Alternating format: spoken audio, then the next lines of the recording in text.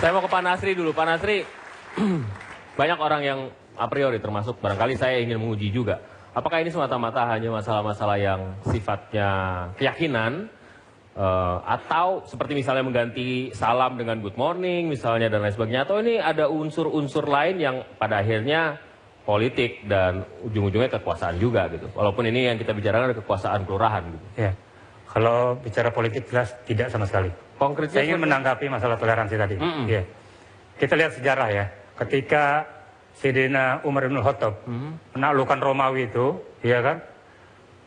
Kemudian dikalahkan Romawi itu, ya, gubernur yang dikirim itu seorang pendeta, bukan seorang muslim. Ini namanya toleran. Itu sejarah fakta, Islam itu begitu. Nah sekarang seperti ini di Lenteng Agung, seharusnya itu, tadi saya sudah bilang, pada saat mau menempatkan itu dilihat juga potret Lenteng Agung kayak apa. Jadi yang dikirim tuh cocok. Kalau saya L, dikirim S, masa badan saya harus saya kempeskan? Kan nggak mungkin. Karena tidak cocok, nggak bisa dipaksakan. Politis sekali lagi saya bilang tidak ada sama sekali. Tidak ada? Tidak ada sama sekali. Bukan soal persaingan? Tidak ada sama sekali.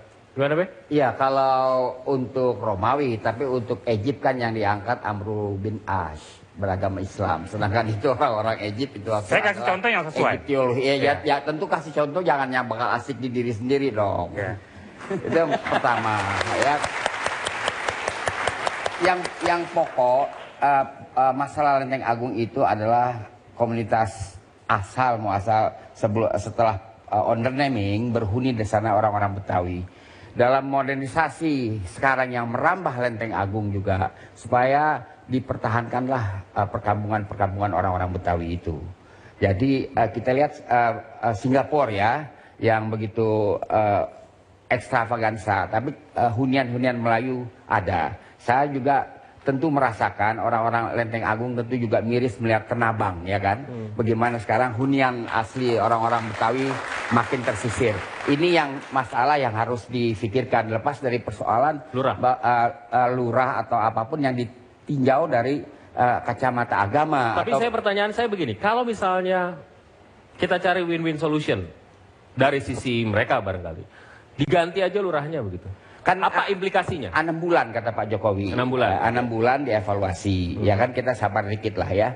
Jadi kalau kita soal parameter agama kita gunakan untuk semua soal, saya khawatir subjektif.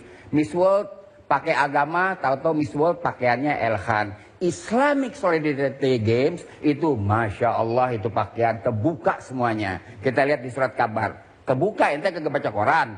Lihat aja di Kompas. Ya kalau kok pakai belaga kaget, PKS tidak bicara bagaimana Islamic Solidarity Games, atlet-atletnya itu, maaf ya, aurat dipamerkan di mana-mana. PKS nggak bicara Anda, ini kan kasus Islam. Tapi olahraga nggak ada agamanya, jangan-jangan yang bertanding memang non-muslim. Yang mana? Ini Islamic Solidarity Games kok namanya? Konteksnya negara Islam kan? Iya. Negara Islam. Nggak semuanya bisa Islam dong. Enggak, Islam jadi periksa dulu. Ini perlu diluruskan ini, perlu diluruskan. Satu. Enggak, ini perlu diluruskan ya.